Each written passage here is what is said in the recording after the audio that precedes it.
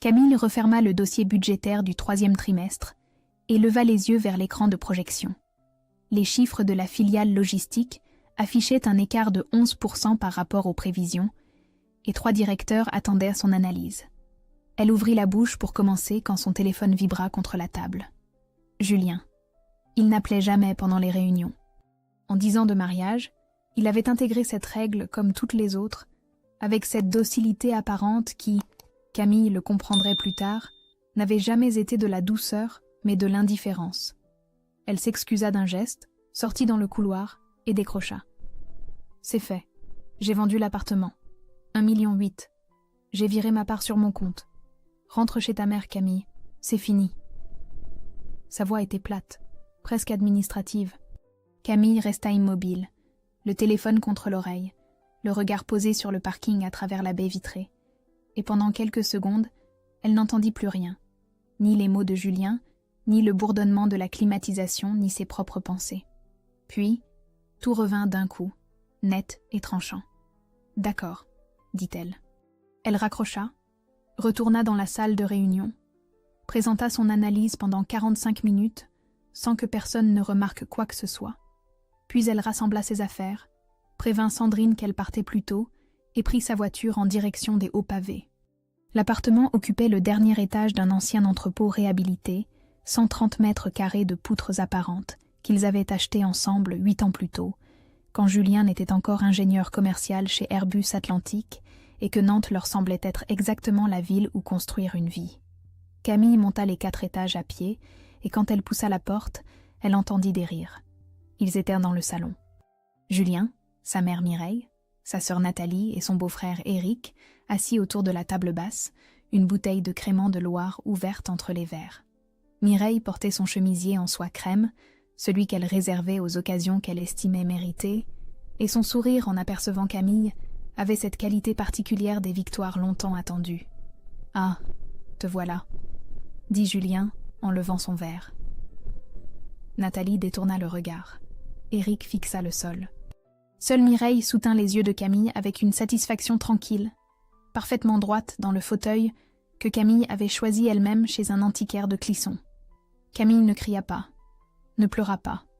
Son regard parcourut la pièce, s'arrêta sur l'acte de vente posé à côté de la bouteille, et ses yeux de contrôleuse de gestion firent en 3 secondes ce que la plupart des gens auraient mis 1 semaine à comprendre. Une seule signature. Celle de Julien. Aucune mention de son consentement, aucune procuration. Juste le paraphe nerveux de son mari sur un acte qui engageait un bien commun acquis pendant le mariage. Elle inspira lentement. « Tu n'imagines pas à quel point tu me rends service. » Julien rit, un rire court et satisfait. Mireille aussi, un soupir de contentement, celui d'une femme qui avait attendu 10 ans que son fils se débarrasse enfin de cette fille de secrétaire médicale. Camille prit son sac, son manteau et le carnet de croquis qu'elle gardait dans le tiroir de l'entrée depuis qu'elle avait arrêté de dessiner. Elle ne prit rien d'autre. Pas les photos, pas les livres, pas la vaisselle en porcelaine de Limoges, héritée de sa grand-mère. Rien de tout cela n'avait d'importance. En refermant la porte, elle entendit Mireille dire « Tu vois, mon chéri, je t'avais bien dit qu'elle partirait sans faire d'histoire. » Camille sourit dans la cage d'escalier, seule, et ce sourire n'avait rien à voir avec celui qu'elle avait affiché devant eux. Celui-ci était précis, presque chirurgical. Le sourire d'une femme qui sait lire un acte juridique et qui vient de comprendre que son mari, en croyant la détruire, s'est mis la corde au cou. Françoise n'avait pas posé de questions. Elle avait ouvert la porte de son petit appartement de Bouffay, vu le visage de sa fille, et s'était effacée pour la laisser entrer, comme on accueille quelqu'un qui revient d'un enterrement. Camille posa son sac dans l'entrée, accrocha son manteau au porte-manteau en bois qui n'avait pas bougé depuis son adolescence, et s'assit sur le canapé du salon sans dire un mot. Françoise mit la bouilloire en marche, sortit 2 tasses, déposa un sachet de verveine dans chacune, et attendit que l'eau frémisse en silence, les mains posées à plat, sur le plan de travail. Elle avait 67 ans, 32 ans de secrétariat médical derrière elle, et cette capacité rare des gens qui ont passé leur vie à écouter les malheurs des autres sans jamais se permettre de les commenter. « Julien a vendu l'appartement », dit Camille. Françoise versa l'eau dans les tasses sans que sa main tremble. Il a viré sa part sur son compte. Il veut divorcer. Sa mère déposa la tasse devant elle, s'assit dans le fauteuil d'en face et but une gorgée de verveine avec la lenteur méthodique d'une femme qui choisit ses mots. « Et toi, qu'est-ce que tu veux ?» Camille ouvrit la bouche, la referma et sentit quelque chose se fissurer à l'intérieur de sa poitrine. Une fêlure fine et profonde qui partait du sternum et irradiait jusqu'à la gorge. Elle ne pleura pas devant sa mère. Elle but sa verveine, dit qu'elle était fatiguée, embrassa Françoise sur la joue et se retira dans l'ancienne chambre où le lit simple était toujours fait, comme si sa mère avait toujours su qu'un jour, sa fille reviendrait dormir entre ses murs. C'est dans la salle de bain, assise par terre contre la baignoire, que Camille s'effondra.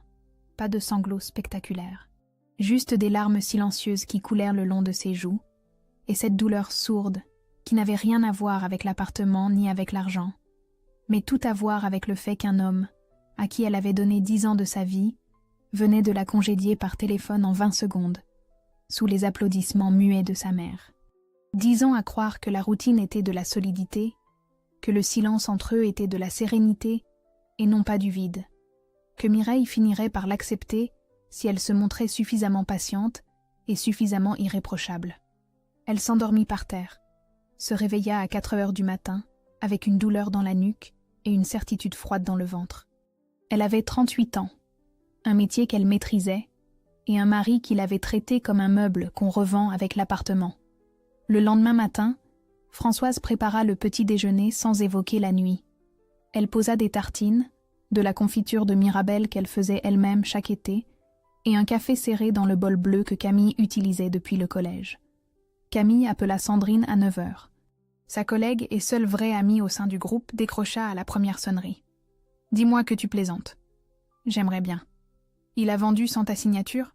Légalement, c'est pas possible, Camille. »« Je sais. » Un silence. Sandrine avait compris. L'acte était posé sur la table. Une seule signature. La sienne. Donc le notaire a merdé, ou Julien a menti à tout le monde. Sandrine souffla longuement dans le combiné. « Tu dois voir un avocat. Aujourd'hui. » « Je connais quelqu'un, maître Garnier. Elle a géré le divorce de ma cousine. Un dossier compliqué avec un bien immobilier. Elle est solide. » Camille nota le nom sur le dos d'une enveloppe que sa mère avait laissée près du téléphone fixe. Après avoir raccroché, elle resta assise à la table de la cuisine, les mains autour du bol bleu. Une part d'elle attendait encore que Julien appelle pour dire que c'était une erreur, un moment de folie. Cette part-là était petite, fragile et parfaitement lucide sur sa propre absurdité. Mais elle existait encore, et Camille la laissa vivre quelques heures de plus avant de l'éteindre pour de bon. Elle composa le numéro de maître Garnier à 14 heures. Le rendez-vous fut fixé au surlendemain, jeudi à 10 heures. En reposant le téléphone, Camille remarqua le carnet de croquis qu'elle avait posé sur la commode de l'entrée la veille. Elle ne l'avait pas ouvert depuis 3 ans.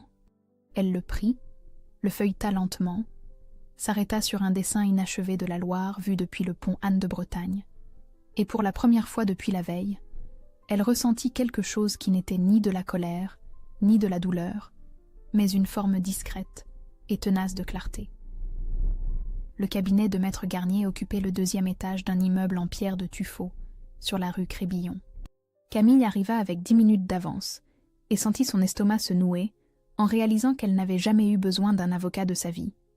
Maître Garnier était une femme d'une 50aine d'années, cheveux courts, lunettes rectangulaires.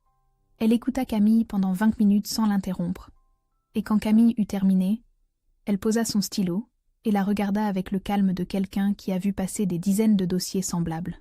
« Votre appartement des hauts pavés est un bien commun, acquis pendant le mariage sous le régime légal de la communauté réduite aux acquêts.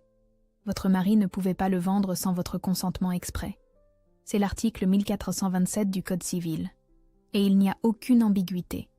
La vente est annulable. » Camille hocha la tête. Elle le savait déjà, mais l'entendre dans la bouche d'une avocate transformait l'intuition en certitude. « Ce que j'ai besoin de comprendre, » dit Camille, « c'est comment il a pu aller jusqu'à la signature chez le notaire sans que personne ne vérifie. » Maître Garnier ouvrit un dossier vierge et y glissa les premières notes. Dans la plupart des cas que j'ai vus, le conjoint qui vend seul présente au notaire un acte de propriété à son seul nom, ou bien il produit une attestation sur l'honneur déclarant qu'il est séparé de biens. Certains vont jusqu'à présenter un faux justificatif de domicile séparé. Le notaire a une obligation de vérification, mais s'il reçoit des documents cohérents et qu'il ne creuse pas davantage, la vente passe. C'est une faute professionnelle de sa part, et il engage sa responsabilité civile. Julien a dû déclarer qu'on était séparés de biens, murmura Camille. C'est le scénario le plus probable. Je vais demander au notaire instrumentaire une copie complète du dossier de vente. S'il a menti sur votre régime matrimonial, c'est non seulement une cause de nullité de la vente, mais aussi potentiellement un faux en écriture, ce qui relève du pénal. Camille sentit quelque chose se contracter dans sa poitrine. Le pénal. Elle n'avait pas pensé jusque-là. Elle avait pensé à la trahison, à la lâcheté, à 10 ans gâchés, mais pas à la possibilité que Julien ait commis un délit. « Je ne veux pas le mettre en prison », dit-elle. Maître Garnier la regarda par-dessus ses lunettes. « Nous n'en sommes pas là. Pour l'instant, la priorité est de faire constater la nullité de la vente et de protéger vos droits patrimoniaux. L'acquéreur devra être remboursé, le notaire devra assumer sa part de responsabilité, et votre mari devra rendre des comptes sur les fonds qu'il a virés sur son compte personnel. Chaque chose en son temps. » Camille sortit du cabinet 1 heure plus tard. La pluie fine de novembre tombait sur la rue Crébillon. Elle s'arrêta sous l'auvent d'une librairie et appela Sandrine. L'avocate confirme tout. La vente est annulable. Julien a probablement menti au notaire sur notre régime matrimonial. Et maintenant ? Maintenant, on attend que le notaire transmette le dossier complet. Et Julien ? Il sait que tu as vu une avocate ? Non. Camille raccrocha et resta immobile sous l'auvent. Elle pensa à Julien, à son rire quand elle avait pris son sac, à sa certitude d'avoir gagné. Il ne savait pas encore. Il trinquait probablement encore avec Mireille, convaincu que Camille signerait les papiers du divorce sans résister, parce que c'est ce que Mireille avait toujours dit d'elle, qu'elle était trop douce, trop fille de secrétaire pour se battre. Son téléphone vibra. Un message de Julien. « Tu peux passer récupérer tes affaires samedi. J'ai mis des cartons dans l'entrée. » Camille relut le message 2 fois. Des cartons dans l'entrée. 10 ans de vie commune empaquetés dans du carton ondulé, comme des fournitures de bureau qu'on déménage entre 2 étages. Elle faillit répondre, tapa 3 mots, les effaça, puis verrouilla son téléphone et le glissa dans sa poche. Elle ne répondit pas. Ce silence, Julien ne le comprendrait que bien plus tard. Pour l'instant, il devait le prendre pour de la résignation. Mais ce n'était pas de la résignation. C'était le calme précis et méthodique d'une femme qui a passé 15 ans à analyser des bilans, à repérer les écarts, à poser les bonnes questions au mauvais moment, et qui venait d'appliquer exactement les mêmes compétences à sa propre vie. En rentrant chez sa mère, Camille trouva Françoise assise à la table de la cuisine, ses lunettes de lecture sur le nez, occupée à remplir une grille de mots croisés du Ouest France. Elle leva les yeux, vit le visage de sa fille, et dit simplement « Il y a de la soupe ». Camille s'assit, mangea la soupe, et pour la première fois depuis 3 jours, elle sentit que le sol sous ses pieds avait cessé de trembler.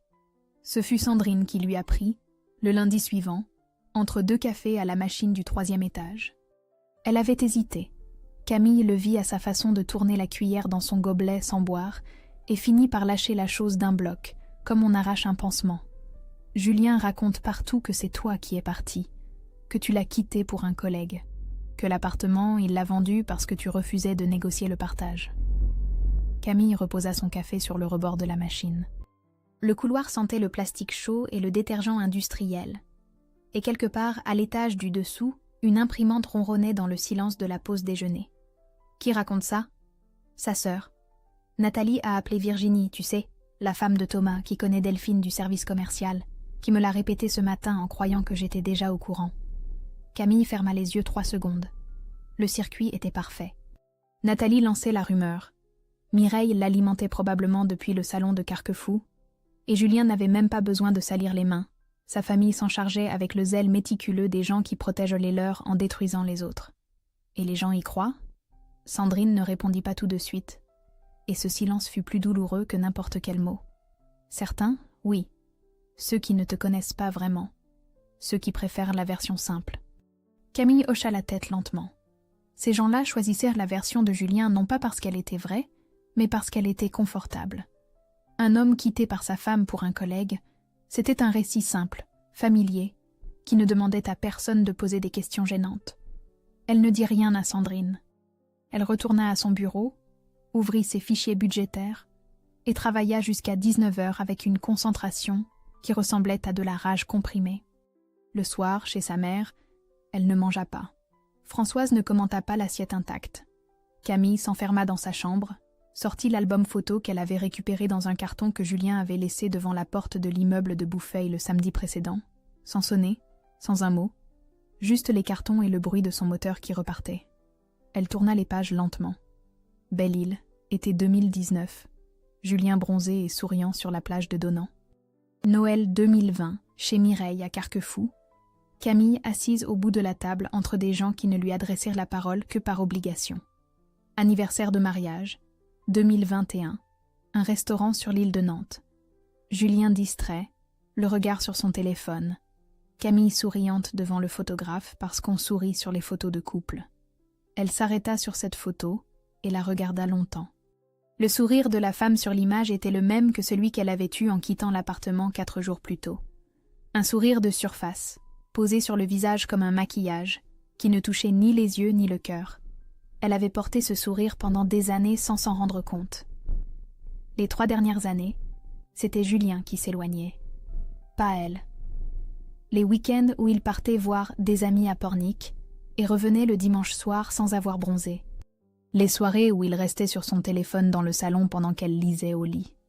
Les silences au petit déjeuner qui s'étaient allongés mois après mois, comme une fissure dans un mur porteur que personne ne veut voir, parce que la réparer coûterait trop cher. Camille referma l'album, le glissa sous le lit et pleura. Pas comme dans la salle de bain de la première nuit, ses larmes de choc et de sidération. Cette fois, elle pleura de lucidité. Elle pleura parce qu'elle venait de comprendre qu'elle n'avait pas perdu un bon mariage.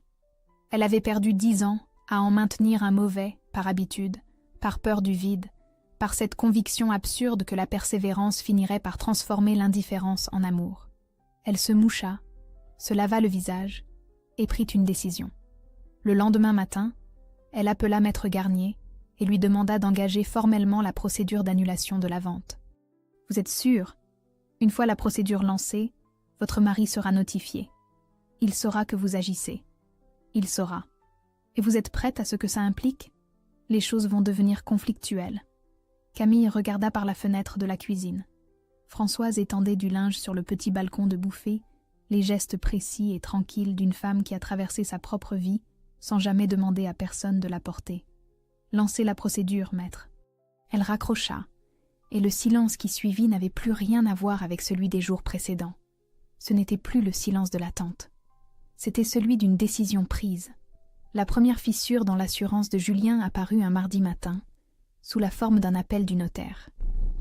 Maître Garnier avait travaillé vite.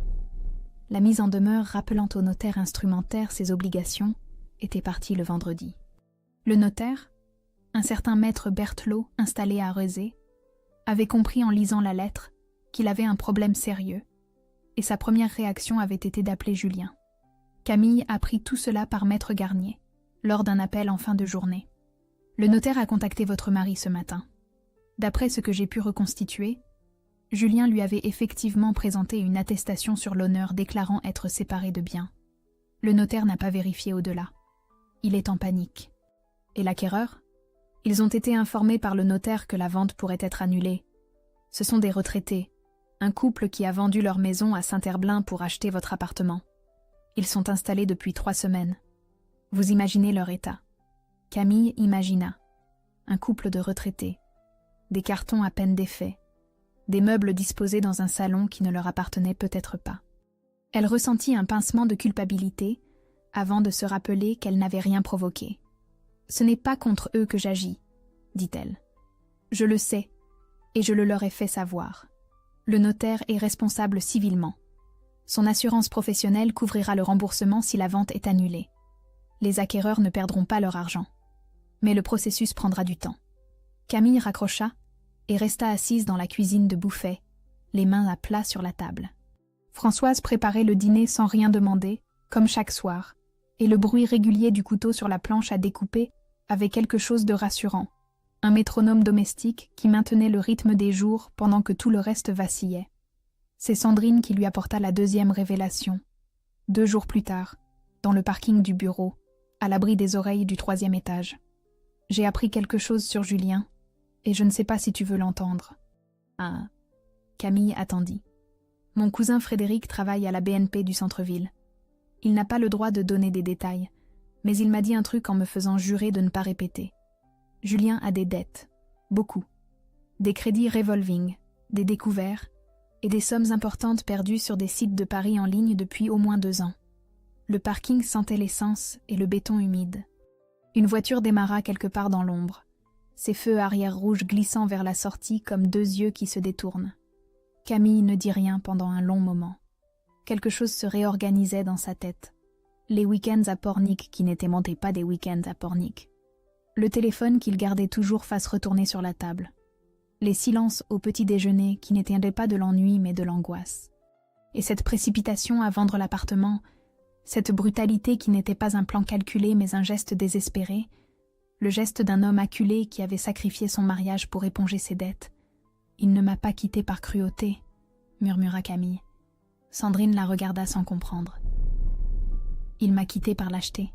Il avait besoin de l'argent. Il ne savait pas comment me le dire.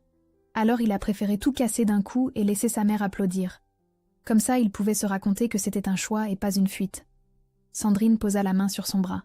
« Ça ne change rien à ce qu'il t'a fait. »« Non, mais ça change ce que je ressens. » Et c'était vrai. Quelque chose se déplaça dans la poitrine de Camille, un mouvement discret mais définitif. La colère qui l'avait maintenue debout perdit son tranchant. Elle passa de la rage à une forme de pitié lucide pour un homme qui avait tout détruit parce qu'il n'avait pas eu le courage de dire la vérité.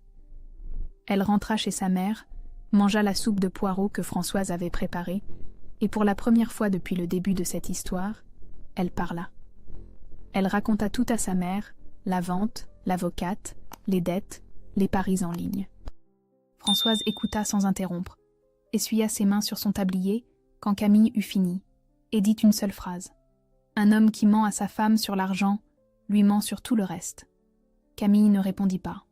Elle savait que sa mère avait raison, et cette certitude la libéra d'un poids qu'elle n'avait même pas conscience de porter, celui de la culpabilité.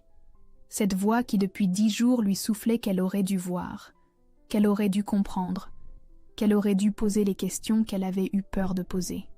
Ce n'était pas sa faute. Et cette phrase, si simple qu'elle en paraissait banale, fut la chose la plus difficile qu'elle eut à accepter. 3 jours. Il avait fallu exactement 3 jours entre le moment où Camille avait quitté l'appartement avec son sac et son carnet de croquis et le moment où tout bascula. L'avocat de Julien s'appelait Maître Duval. C'était un homme méthodique, spécialisé en droit des affaires, que Julien avait choisi précisément parce qu'il ne s'occupait pas de droit familial et ne poserait donc pas les questions gênantes. Mais Maître Duval était avant tout un juriste, et quand il reçut la notification de la procédure engagée par Maître Garnier, il fit ce que n'importe quel juriste compétent aurait fait. Il demanda à voir le dossier complet. Ce qu'il découvrit le fit décrocher son téléphone immédiatement. « Monsieur Renaud, il faut qu'on se voie. Aujourd'hui. » Julien arriva au cabinet à 16h, persuadé qu'il s'agissait d'une formalité. Il entra avec le sourire prudent d'un homme qui croit encore maîtriser la situation. Il ressortit 40 minutes plus tard sans ce sourire. Maître Duval lui avait exposé les faits avec la précision clinique d'un chirurgien qui annonce un diagnostic. La vente de l'appartement des Hauts-Pavés était nulle. L'attestation sur l'honneur déclarant un régime de séparation de biens constituait un faux en écriture. Le notaire, Maître Berthelot, avait déjà contacté son assurance professionnelle et envisageait de déposer plainte contre Julien pour l'avoir induit en erreur. L'acquéreur pouvait se retourner contre Julien pour dommages et intérêts. Et Camille, en tant que copropriétaire lésé, était en position de force absolue. Vous comprenez ce que cela signifie, monsieur Renaud ? Votre femme n'a même pas besoin de porter plainte. Le notaire le fera pour elle. Et si le parquet s'en mêle, on parle de faux et usage de faux, ce qui est un délit passible de 3 ans d'emprisonnement. Julien n'avait rien dit, parce qu'il n'y avait rien à dire. La vente rapide, l'argent viré, les dettes partiellement épongées, la rupture présentée comme un choix viril, Tout venait de s'effondrer en 40 minutes dans un bureau du boulevard Guisteau. Il appela Mireille depuis le parking. Pour la première fois en 38 ans, sa mère n'eut rien à répondre.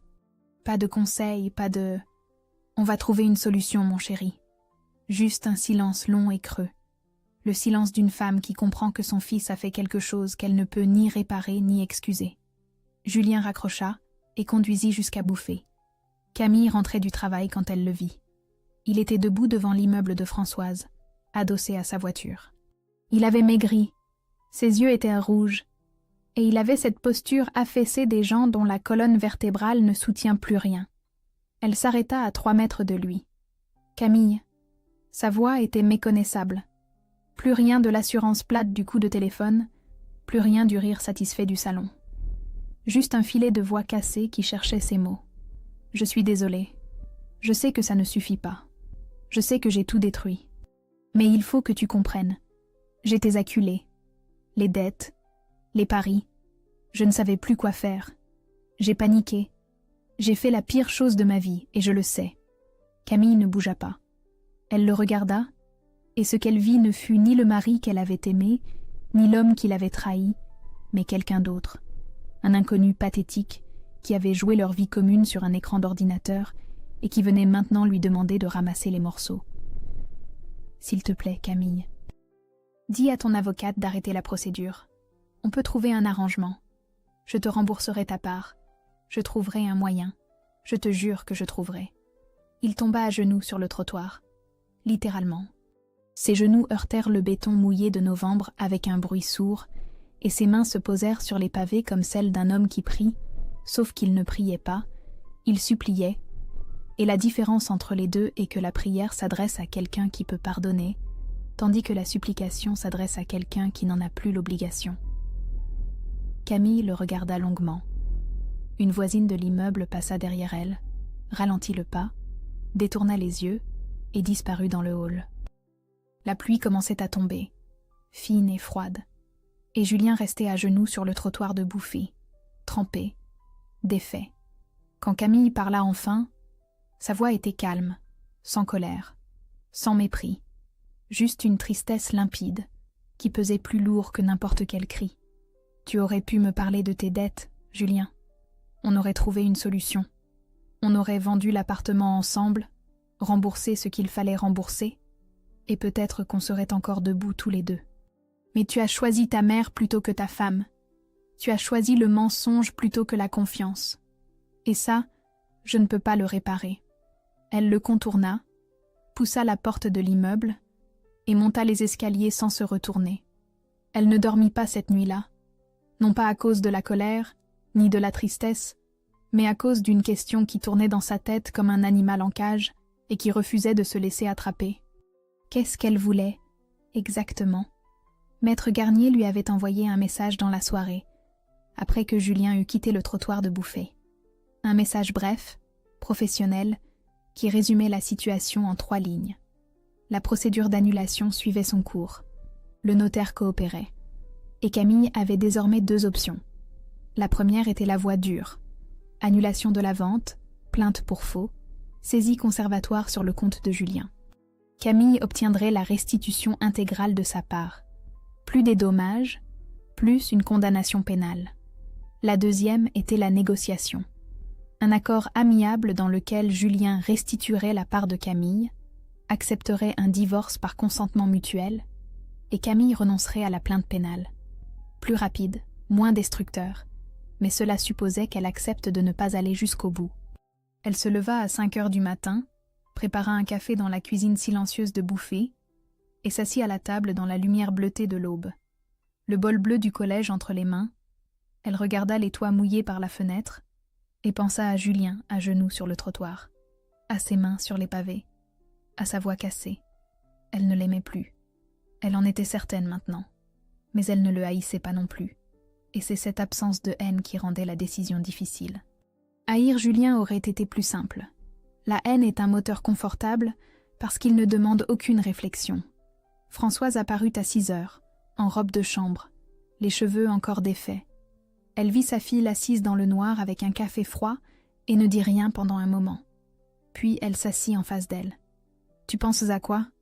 À ce que je vais faire de Julien. Le détruire ou le laisser se détruire tout seul? Camille regarda sa mère avec surprise. Françoise n'avait jamais été une femme de formule, mais celle-ci était d'une précision chirurgicale. Il y a une différence? Toute la différence du monde, ma fille. Si tu le détruis, tu porteras ça. Si tu le laisses se détruire, c'est lui qui porte. Camille appela Sandrine à la pause déjeuner. Moi, je négocierai. Pas par gentillesse, par intelligence. Si tu vas au pénal, ça va durer des mois, tu vas devoir témoigner, revivre tout ça devant un tribunal. Ta vie reste en suspens. Tu mérites mieux. Et si je négocie, il s'en tire. Il ne s'en tire pas. Il perd l'appartement, il perd sa femme, il reste avec ses dettes et sa mère. Crois-moi, c'est une punition suffisante. Camille sourit malgré elle. C'était un petit sourire fatigué. Le premier vrai sourire depuis le trottoir de Bouffay. Et il contenait quelque chose qu'elle n'avait pas ressenti depuis longtemps. Une forme d'humour noir qui était peut-être le signe que quelque chose en elle commençait à cicatriser. Elle appela Maître Garnier à 17h. J'ai pris ma décision. Je vous écoute. Je veux un accord. Annulation de la vente. Restitution intégrale de ma part. 900 000 €. Divorce par consentement mutuel. Et je ne dépose pas plainte au pénal pour le faux en écriture. Un silence. C'est généreux, Madame Renaud. Ce n'est pas de la générosité. C'est un choix. Je ne veux pas passer les 2 prochaines années dans un tribunal à regarder Julien. Je veux récupérer ce qui m'appartient et avancer. Et les dettes de jeu? Vous les mentionnez dans la négociation? Camille hésita. Elle savait que cette information était une arme. Si les dettes de jeu de Julien étaient révélées dans le cadre de la procédure, sa position deviendrait encore plus fragile. Et Mireille, qui ne savait probablement rien, découvrirait que son fils n'était pas la victime qu'elle croyait défendre. Non. Je garde le silence sur les dettes. Par décence. Pas pour lui, pour moi. Je ne veux pas devenir le genre de personne qui utilise la honte de quelqu'un comme monnaie d'échange. Maître Garnier marqua une pause, et quand elle reprit la parole, sa voix avait perdu son ton strictement professionnel pour laisser transparaître quelque chose qui ressemblait à du respect. Je transmets votre proposition à Maître Duval demain matin. Je vous tiens informé. Camille raccrocha. Par la fenêtre de la cuisine, elle vit que la pluie avait cessé et qu'un reste de lumière orange persistait au-dessus des toits de Bouffay. Elle ouvrit le carnet de croquis à la page du pont Anne de Bretagne, prit un crayon, et pour la première fois depuis 3 ans, elle dessina. Julien accepta l'accord en moins de 24 heures. Maître Duval avait dû lui expliquer, avec la patience résignée d'un homme qui sait que son client n'a plus aucune carte à jouer, que la proposition de Camille était non seulement raisonnable, mais miraculeusement clémente, et que toute tentative de négociation à la baisse serait accueillie par Maître Garnier avec le mépris qu'elle méritait. La vente fut annulée par voie judiciaire. Le notaire, dont l'assurance professionnelle couvrit le remboursement des acquéreurs, reçut un blâme de la chambre départementale. Le couple de retraités de Saint-Herblain récupéra son argent et Camille apprit par Maître Garnier qu'il ne lui en voulait pas. Les 900 000 € furent restitués sur un compte séparé en 3 semaines.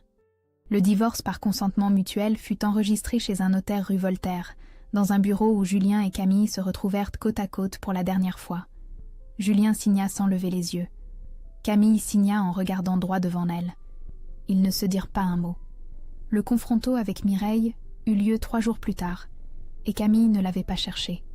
Elle rentrait chez sa mère quand elle vit la Peugeot gris métallisée de Mireille garée devant l'immeuble.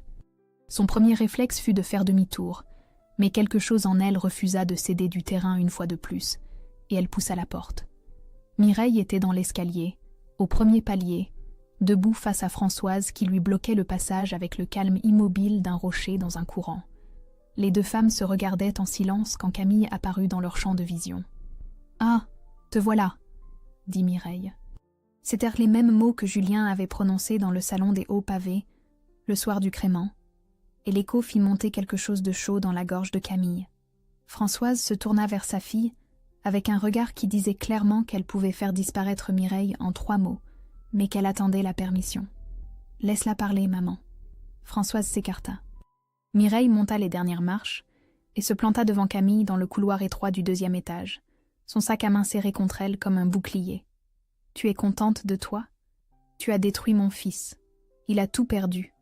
L'appartement, l'argent, sa réputation. Il vit chez moi à Carquefou comme un adolescent. Tu as fait ça pour te venger, Camille. Ne me dis pas le contraire. Camille écouta sans interrompre.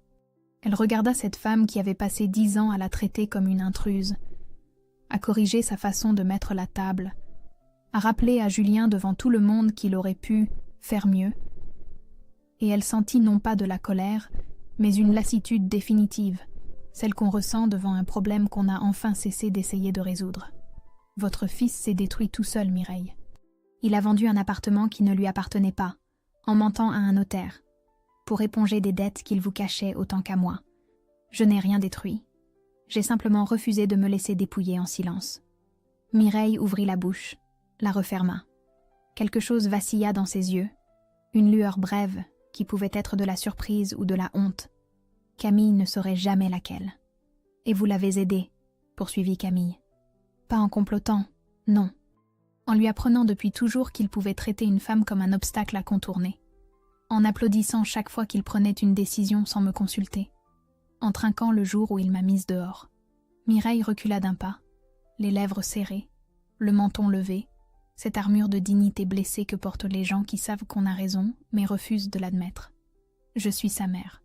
Et moi, j'étais sa femme. Pendant 10 ans.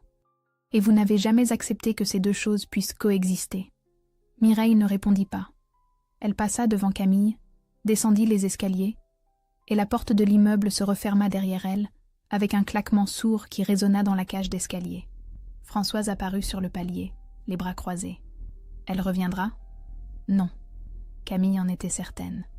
Non pas parce que Mireille avait compris, mais parce que Mireille avait perdu, et les gens comme elle ne reviennent jamais là où ils ont perdu.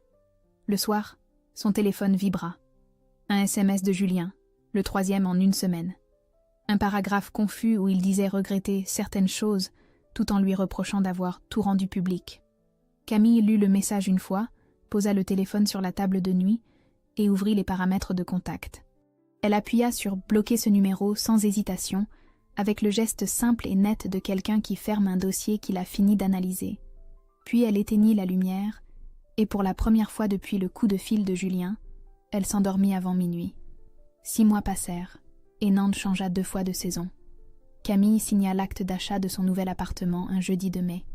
65 mètres carrés au 4e étage d'un immeuble des années 30 sur l'île de Nantes, du parquet ancien, des murs blancs et des fenêtres hautes qui laissaient entrer une lumière que l'ancien duplex des hauts pavés n'avait jamais eue. Une lumière simple, directe, sans ombre. Elle avait choisi cet appartement pour une seule raison. La fenêtre de la chambre donnait sur la Loire et sur le pont Anne de Bretagne, celui qu'elle avait dessiné dans son carnet 3 ans plus tôt et qu'elle n'avait jamais fini. Elle le finit en juin, assise sur le balcon avec un café et un crayon, pendant que le soleil montait au-dessus du fleuve.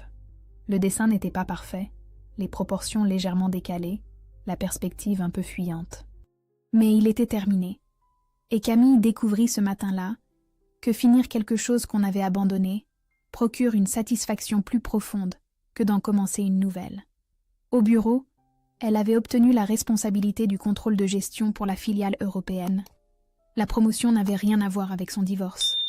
Elle avait simplement continué à travailler avec rigueur pendant que tout s'écroulait, et sa directrice financière avait remarqué que les analyses de Camille étaient les seules qu'elle n'avait jamais besoin de faire corriger.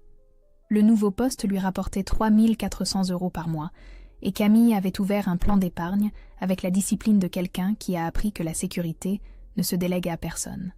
Françoise venait dîner chaque mercredi. Elle apportait toujours quelque chose. Un pot de confiture de Mirabelle, un bouquet du marché de Talensac, une grille de mots croisés qu'elle n'arrivait pas à finir. Ces mercredis soirs étaient devenus le centre de gravité de la semaine de Camille, un point fixe autour duquel le reste tournait sans vertige.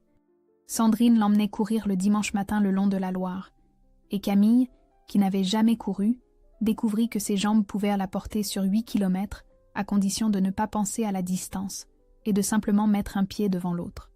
Elle rencontra Alexandre un samedi de juin, lors d'un vernissage sur l'île de Nantes. Il était architecte urbaniste, il travaillait sur la réhabilitation d'un ancien hangar portuaire, et il regardait une aquarelle de la Loire avec l'attention de quelqu'un qui sait lire un paysage. Camille s'approcha parce que l'aquarelle représentait le pont Anne de Bretagne, vu sous un angle presque identique à celui de son propre dessin. Ils parlèrent 20 minutes, puis 1 heure. Il proposa un café. Elle accepta. Ils se revirent le jeudi, puis le samedi. Et les conversations passèrent des ponts aux livres, des livres à ces silences confortables qui s'installent entre deux personnes quand aucune des deux n'essaie de combler le vide. Camille ne savait pas ce que c'était, ni ce que ça deviendrait, mais le sourire qu'elle avait en lui répondant n'avait rien à voir avec celui qu'elle avait porté pendant 10 ans. Celui-ci partait de l'intérieur et montait sans effort. Julien vivait chez Mireille à Carquefou. Il avait perdu son poste chez Airbus Atlantique à cause des absences répétées que les dettes et les procédures avaient engendrées. Il avait déposé un dossier de surendettement et suivait une thérapie pour l'addiction aux jeux en ligne. Camille l'apprit par Sandrine, qui le tenait de Delphine, qui le tenait de Nathalie. Elle n'éprouva rien en l'apprenant. Ni satisfaction, ni pitié, ni tristesse. Juste une absence totale de sensations, comme lorsqu'on passe devant un immeuble où l'on a vécu autrefois et qu'on ne ressent rien parce que la personne qui y vivait n'existe plus. Un soir de juillet, en rangeant un tiroir de sa commode, elle tomba sur son ancien téléphone.